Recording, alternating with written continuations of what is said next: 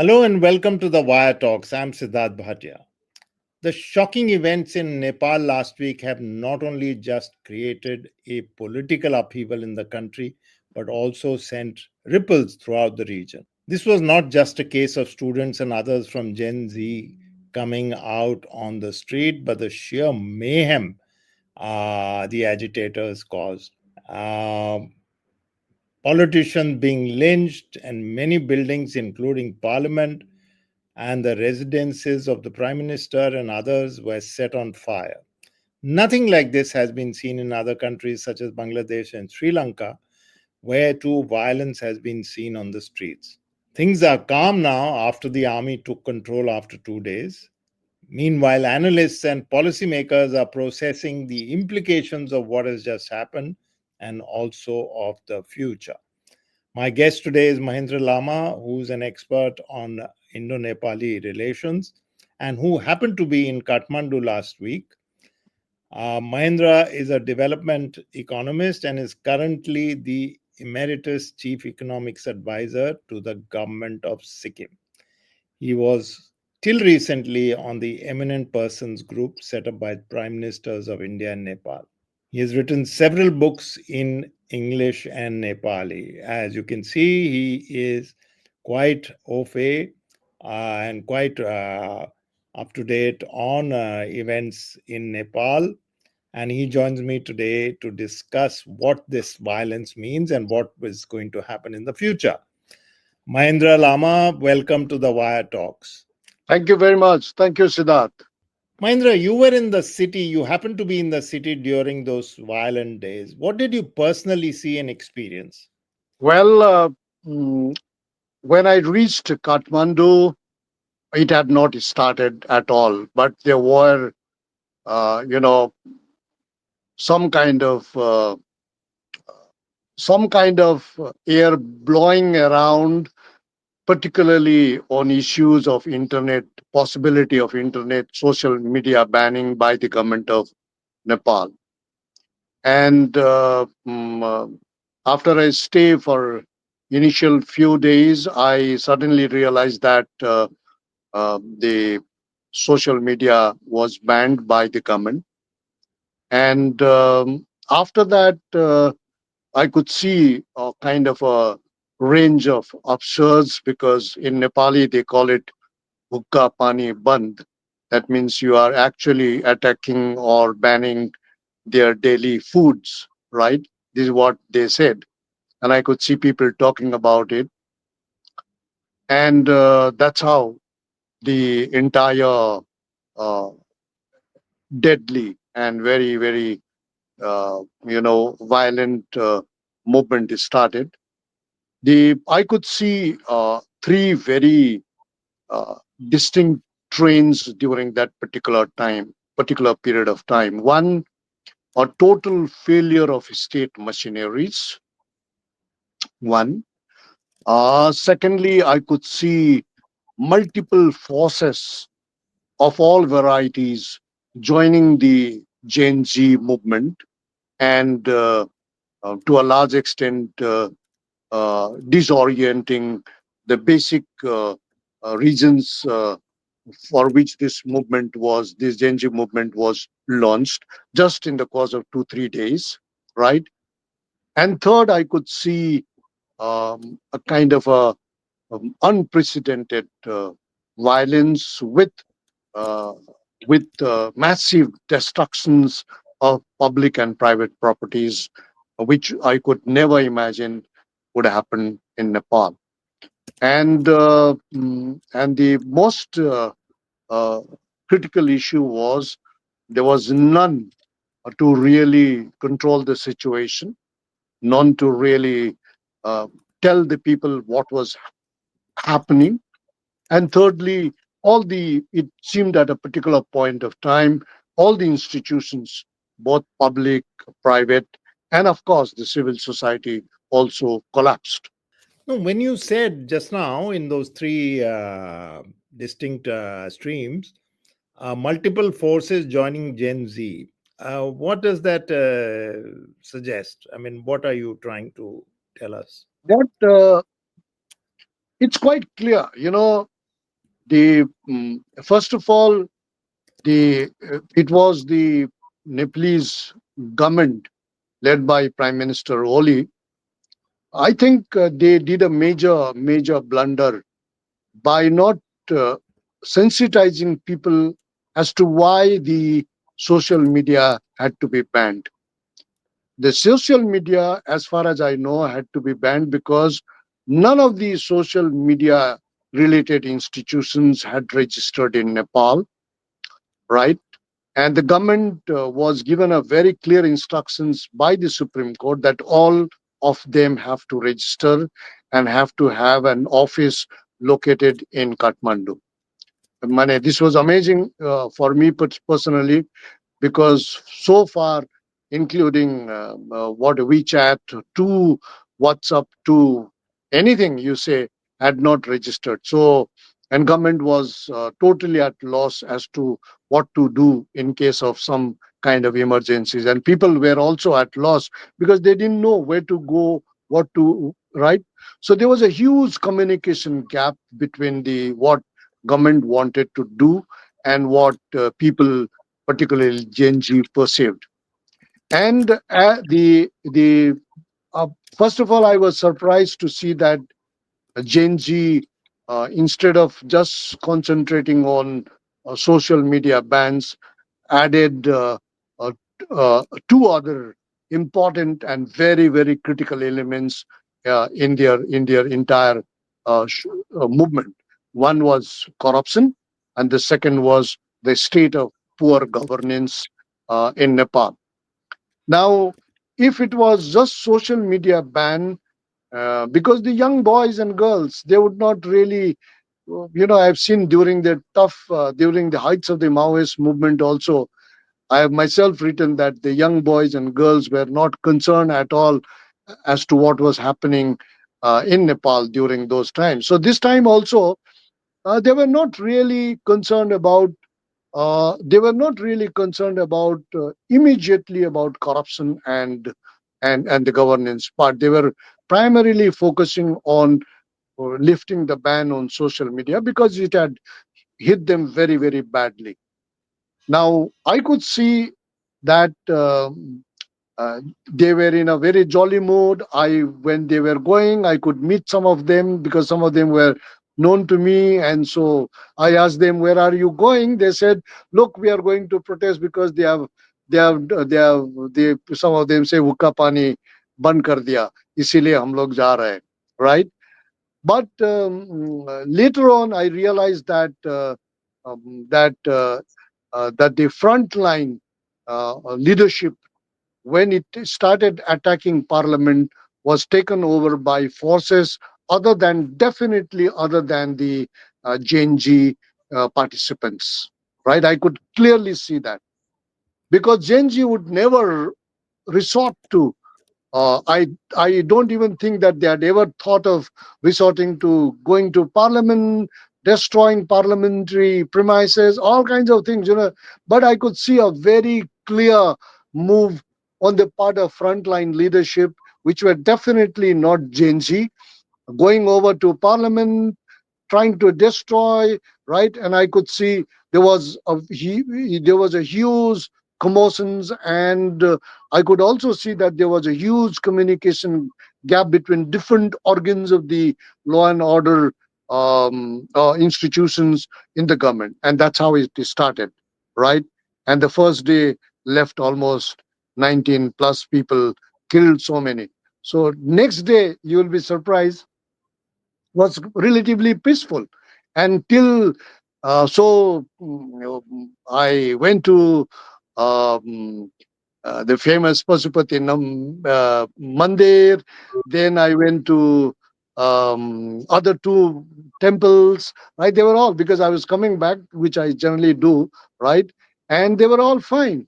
But suddenly, when I reached the airport, then I when I was going to the airport, I saw so many protesters on the street. Right, lot of fires around.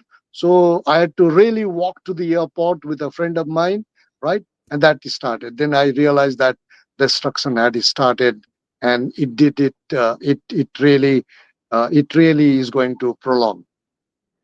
Are you suggesting, therefore, that these were extremists of some kind, not part of Gen Z, mischief makers, perhaps, who got into the entire thing?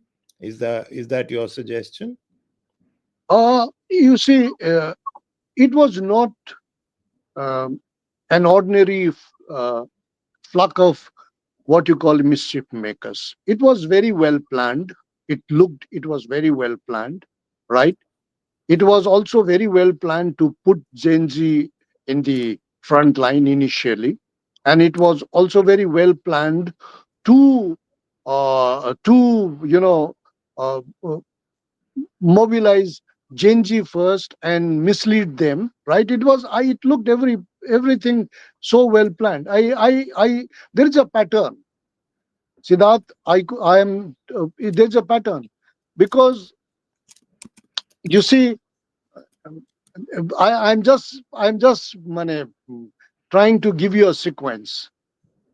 Violence started happening, jailbreak happened, large number of prisoners went out, including political prisoners, attacked political leaders who had put them behind the bars, attacked Supreme Court, right? Destroyed all the evidences in Supreme Court, right? Whatever. They destroyed the investigative agency's office, right? They destroyed the newspapers which supported this kind of arrests, right? Political arrests. So there was a and they destroyed those businessmen who were considered to be close to some political parties, who in turn had put some of these people behind the bars. So there was a very absolutely clear sequence.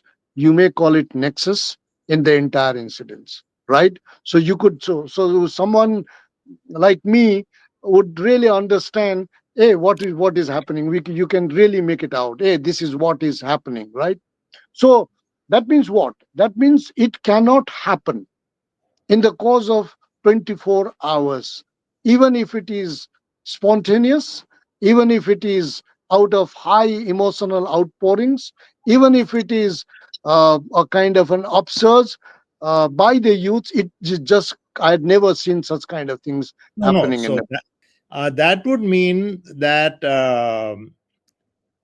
this banning of two things. This banning of social media gave them the perfect excuse. That is one, and the Gen Z protests. And two, there has to be a level of organization, thinking, and leadership behind the scenes, which is promoted this kind of pattern, which you talk about. Because even leaderless crowds or undirected crowds, even if they come out of prison, will not know this comes first, this comes second, this is how we set it on fire, these are the newspapers. Is that a correct kind of assumption? Yeah. You see, it was well planned. Well, that is up to the investigative agencies to say what really happened. But uh, my own views about the entire incident is it's a very well sequenced, you know, arson, looting, mayhem, killing, all kinds of. It's a very well designed one. Secondly, I was quite surprised that why army was not summoned on the very first day, right? When situation went out of control, when so many people were killed, which is quite unprecedented in a peaceful country like Nepal.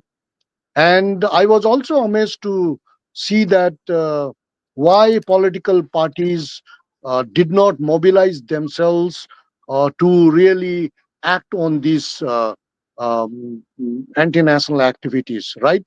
I was amazed. Everyone was a mute spectator, right?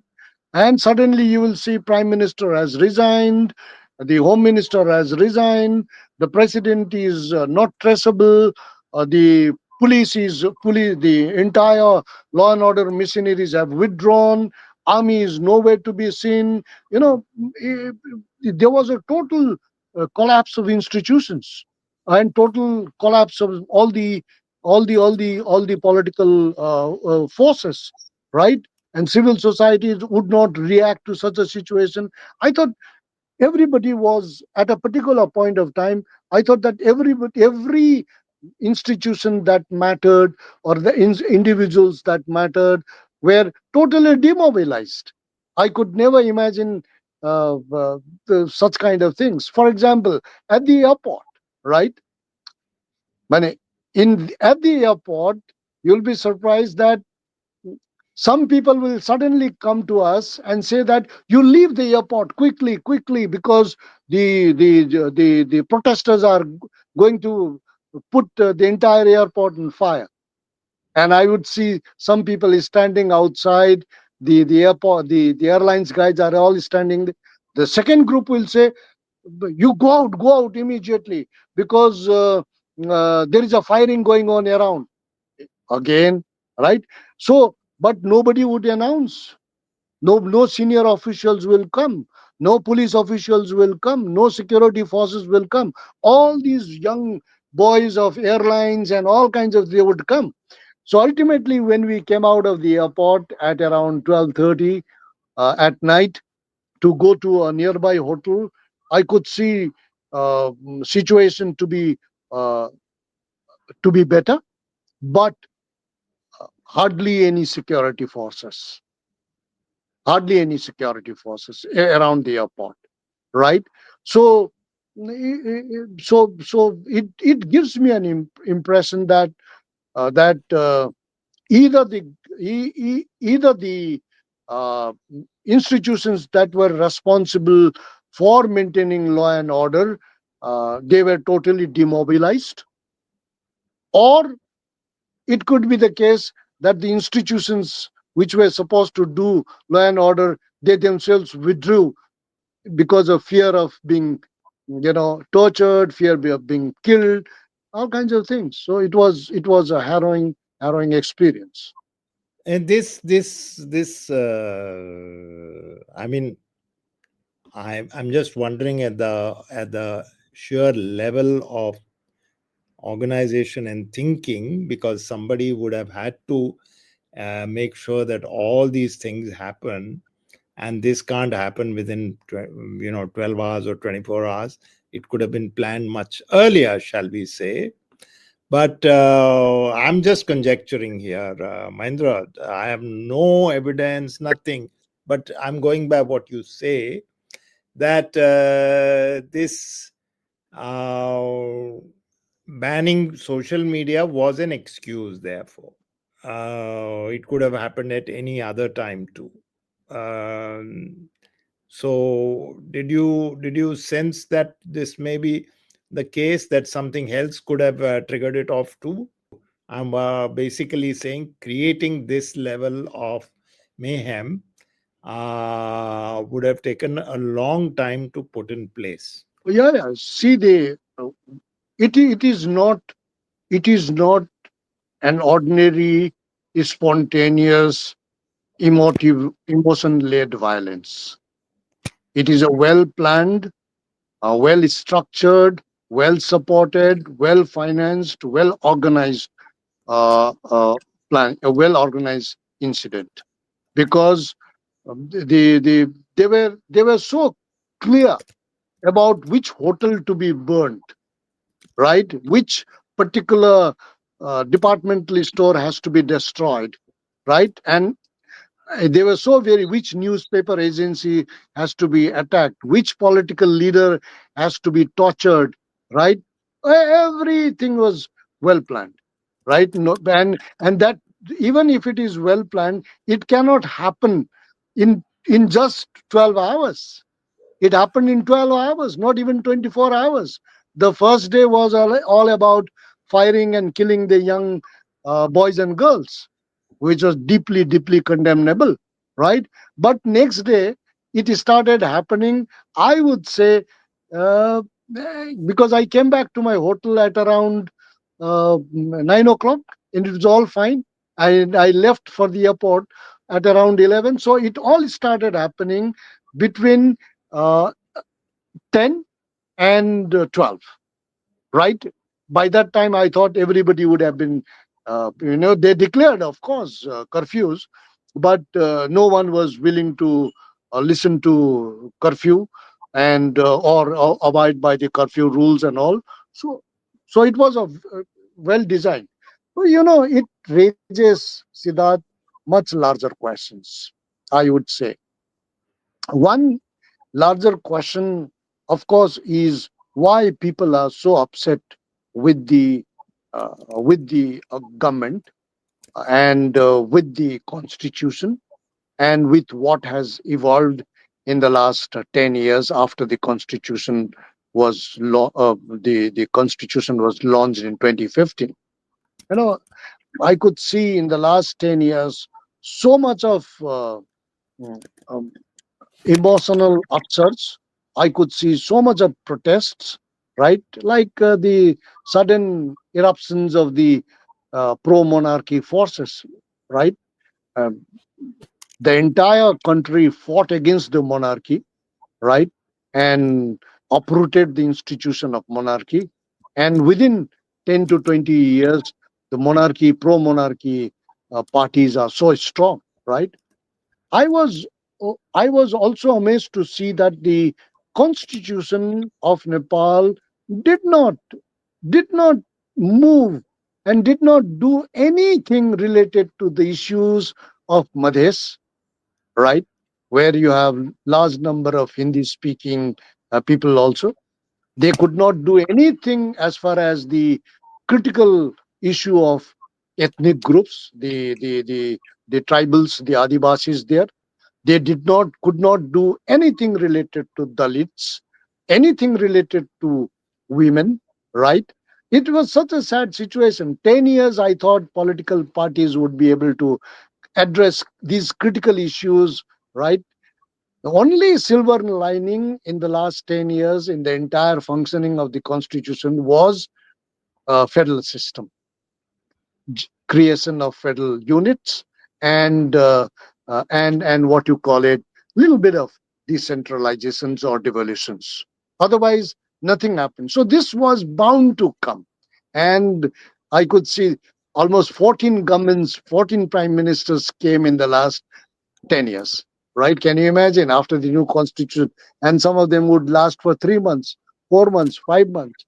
But the most unfortunate was in this 14 governments and in the 10 years of democratic practices, the prime ministers more or less were the same four persons, right? Same four persons. One party will support another, or the Congress will come, sometimes Maoists come, sometimes the United Marxist Leninist Communist Party will come, and the prime minister will be the same, right? So today, if political parties say that this was a movement done by this was a movement.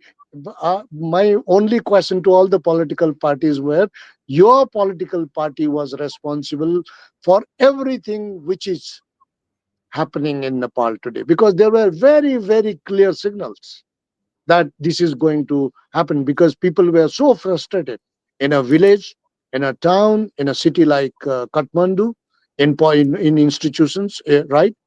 And the third very critical issue I could see in the last 10 years was the every institutions, every individuals, every organizations of social, cultural were deeply, deeply politicized, right? And it was so deeply politicized that no one could control anyone, right? And that was the situation. Yeah. I just wanted to say that, the corruption part of it, we have been following what has happened in Nepal in the last almost 50, 60 years since the first democratically elected government was done in 1959, which lasted for just 18 months. That was the Prime Minister BP Koirala government. And after that, how King Mahendra brought Panchayati Raj. And since then, till today, billions and billions of dollars would have gone into Nepal in the name of foreign economic assistance, right? And look at the condition of Nepal today, right? It is so very clear that this foreign economic assistance of billions and billions of dollars would have created just one supra economy based primarily in Kathmandu, right? And monopolized by political leaders, bureaucrats, army, the people who were associated with monarchy, right? And now their children are, most of their children are studying abroad. Their children are very, very, what you call it, extraordinarily rich. So naturally, when you have a system on the one hand of that nature, a distinct supra economy enjoyed by some set of people, on the other hand, 30% of Nepal's GDP would come from repatriated funds from abroad, right? Remittances, right? That means what? Each Nepali citizen national would pay lakhs and rupees to go and work in a hotel in Israel, right? You have that situation. So they could see, they could from Israel, from Japan, from China, from Malaysia and Dubai, they could see what why they had to come out of their country. One, secondly, why there is a class which just enjoys, does nothing for the country. No, they don't have love and what you call it, dedication for the building of Nepal, right? So it was very, very clear. I tell you, I was reading a statement by the foreign ministry. In 2023 alone, 16 lakh young Nepalis left Nepal for going abroad. And if you go to a country like Japan today, which is so strict in bringing people from other countries, Japan has allowed almost 200,000 Nepalese to come and work there, right? So you can see a huge, huge and contrast. from what one has been seeing on social media here is that the children of uh, politicians, etc., are not only enjoying life elsewhere, they are quite blatant in showing that they are enjoying life with Absolutely. and that I mean, what better example of corruption can there be? You know, so far it remained uh, a kind of a suppressed uh, trend, right? But as social media came into being, everyone started getting exposed, particularly the political leadership. But Siddharth, what I'm very concerned about is the the violence part of it. Nepal is essentially a society, a country, a community which is peace loving. I've seen ups and downs in Nepal in the last 40, 45 years, right? The king was, the entire monarchy was uprooted. Maoist movement took place, right? You know, the Maoist leaders, right? Uh, when they when they started mobilizing anti-monarchy forces, they mobilized mostly the Dalits, the people from Madhes, right?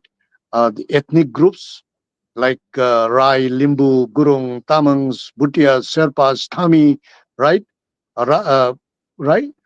And they, the Maoist, the led by, I would not hesitate to say, led by Prachanda, brought absolutely a new culture in Nepal that with violence and with mayhem, you can do whatever you want. That kind of political culture was consciously developed, consciously promoted by a leader like Prachanda, right? And he could do nothing to really improve the social, economic, and cultural positions of any of these groups, but he enjoyed uh, what brought him as a kind of political dividends. He did that, and this is the cost of introducing, promoting, and consolidating violence in a country like Nepal. So I would definitely say these people who brought so much of violence in the countries, they should be held responsible for an act like this, because Nepalese are not destructive by nature. They are, of course, warriors. They go to the war front, famous for beheading their enemies with their kukris. Large number of them got Parambir Chakras, Victoria Crosses, right? And they are famous for that battlefield, right? But they are never famous for destroying even the next door household, right? But here is an instance that they could destroy the most famous institution, Singha Darbar, right? Prime Minister's residence, Supreme Courts, police related institutions, private properties of top businessmen. But I could never think that they could these the Nepalese communities would resort to such kind of uh, means and such kind of what you call it, destructions. Tell me one thing: is there? I'm just distilling some things, a few things that you said. Is there nostalgia for the monarchy, or is that still not there? It is not nostalgia for monarchy, Siddharth, because people were really upset with what monarchy has done in Nepal. Yes, there was a king like there was a monarchy headed by King Mahendra, right? He did so much for Nepal, but he did so little for, again, women, ethnic groups, Dalits, the people at the Madhes, right? So the uh, present inclination or talk of monarchy is not because people love monarchy. They want monarchy to come back. It is because of they don't have any alternatives. All the political parties of different ideologies, of different hues, colors, they came out to be they came out of the same box and went back to the same box, right? So people wanted a kind of what you call it. An alternative. And now, when the Gen Z happened, now as a consequence of Gen Z, if election happens, then you will know where pro monarchy stands, where the so-called political parties who have been doing this and that would stand, and where a new set of individuals, political parties, and organizations would stand. It's going to be absolutely clear if election happens in the course of next 1 year or so. It's going to be absolutely clear. Then only you can say that how many people are in favor of monarchy, how many people are in favor of political party like Maoist or Nepali Congress, right? Or even CPI and UML, and how many people are interested in absolutely a new set of institutions, new set of thinking, and new set of organization and political party. It's going to be absolutely clear. Is there a danger, Mahendra, that there could be someone who, like the army, gets into the act? Well, in Nepal, unlike in Bangladesh, unlike in Pakistan, right? Army has never been in the forefront, right? To army was once totally controlled by the monarchy. Even then, it remained confined to barracks. Only if they were needed to be outside, they came. During the Maoist movement also, army was very much in the forefront to deal with the Maoist violence, right? But as soon as situation improves, they withdrew back to barracks. So I don't think I don't think army would be I don't think army would be interested in capturing political institutions and power, because they are not trained, they are not oriented, and they are not sensitized to do such kind of activities. They are not nurtured at all as an institution. So I see a very, very less possibility of army doing something which is extra constitutional and all. But I That's tell you, yes. that's really good to know.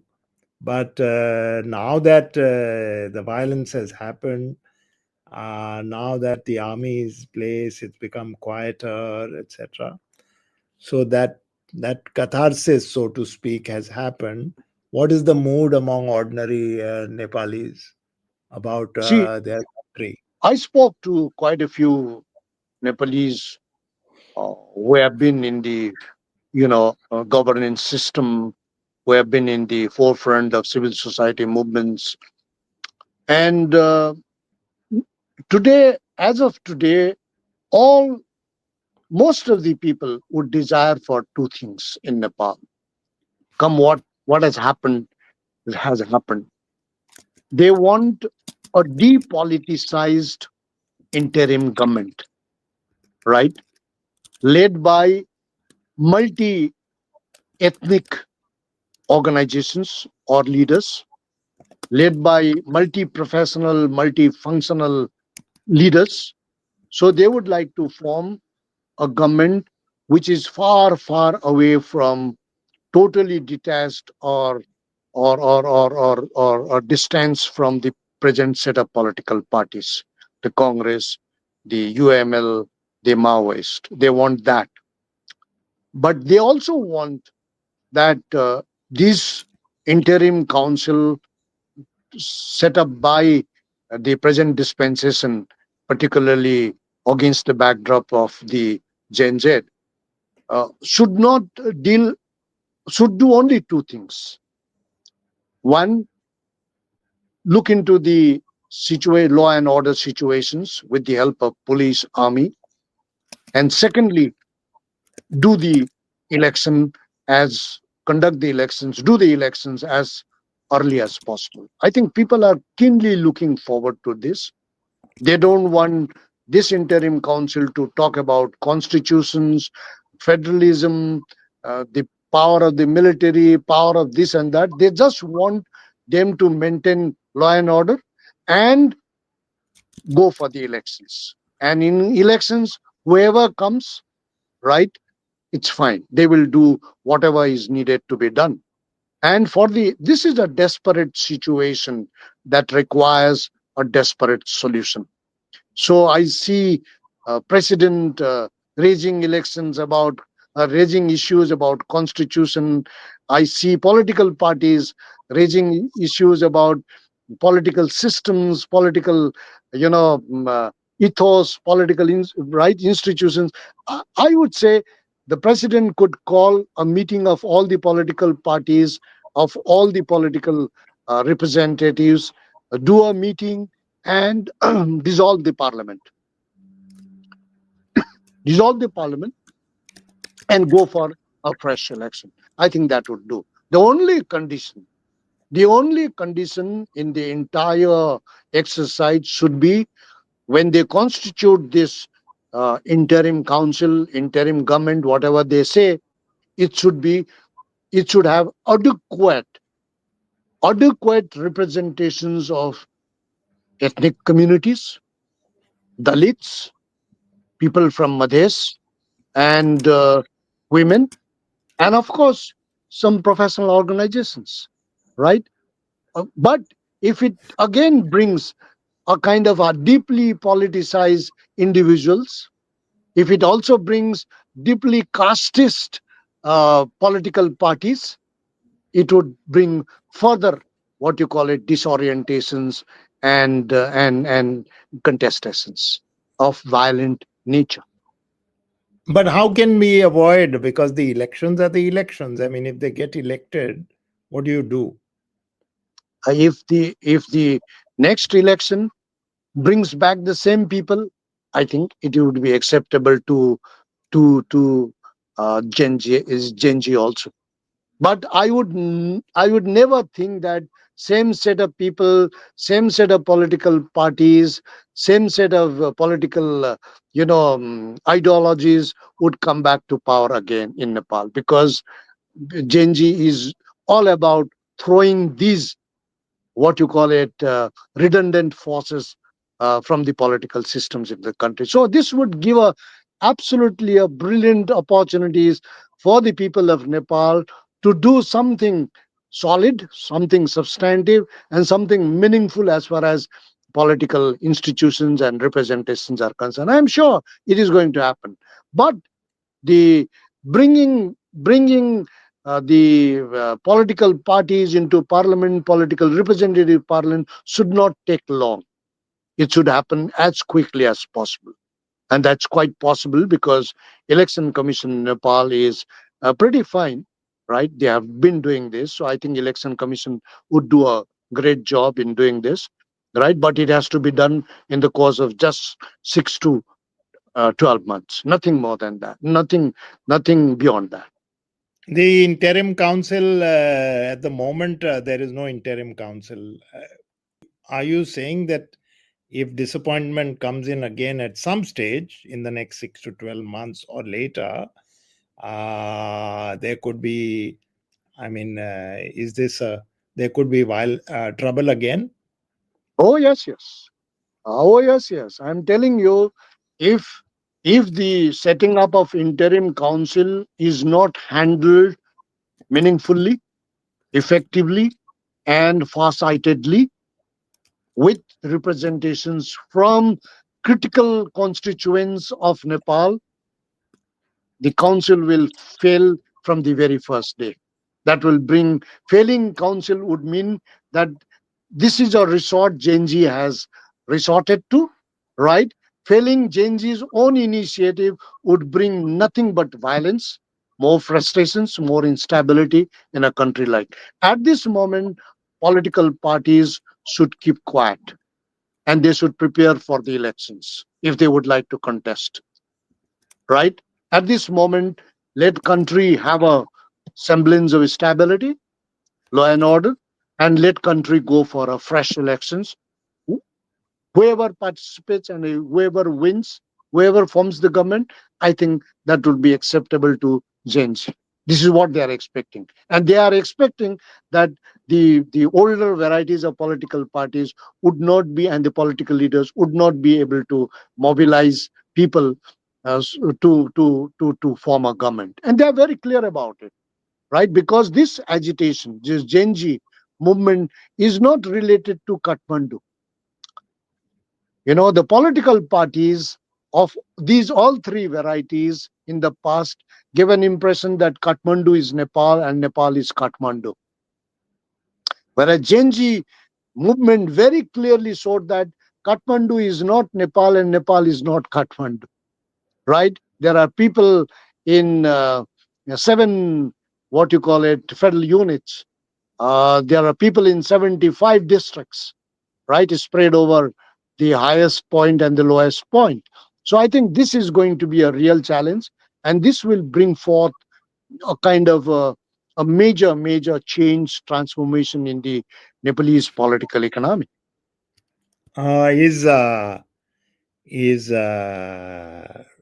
because you are a person who knows this subject the best, is yeah, how is India perceiving this situation? It's happening in its neighborhood, in a country that is critical for India.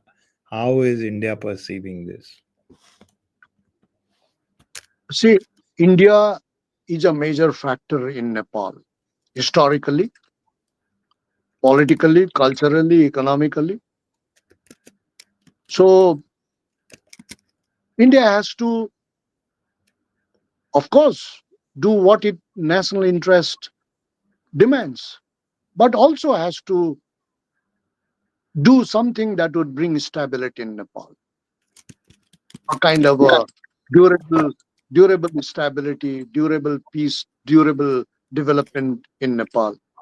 And in that context, I would only like to say that India in the last 10 years did not do anything that would make Nepal institutionally strong. I've been saying that we have a federal system where you have the worst also, you have the best also. So Nepal take the best part of our federal systems.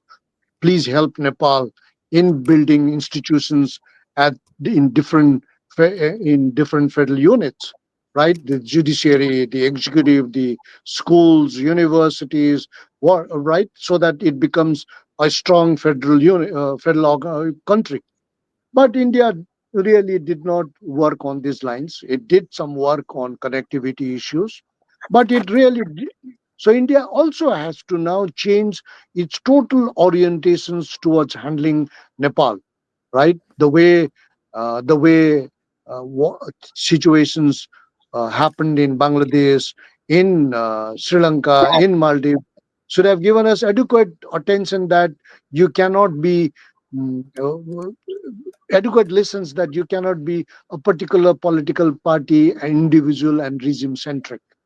You have to work for the entire country, right? And by now, I think we have realized India has to change its entire strategy and approaches in dealing with a very, very sensitive country with an open border with India in future.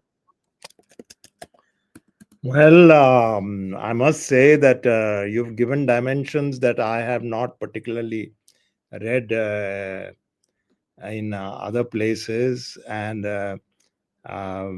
you just happened to be there and saw it, and that has really added much to this discussion that I've had with you, Mahendra. So thank you so much Sure. for taking part in this. That was Mahendra Lama, eminent academic and very, very keen observer in Nepal. As he said, he's been observing Nepal for several decades, and who just happened to be there when this mayhem and violence happened in the country for 2 days. And he provided us not just the wider perspective, but also uh, the ground level reporting, so to speak, which has helped us understand the every dimension of this terrible situation. So, thank you once again, and we'll be back once again with another guest soon. Till then, from me, Sidharth Bhatia, and the rest of the Wire team, goodbye.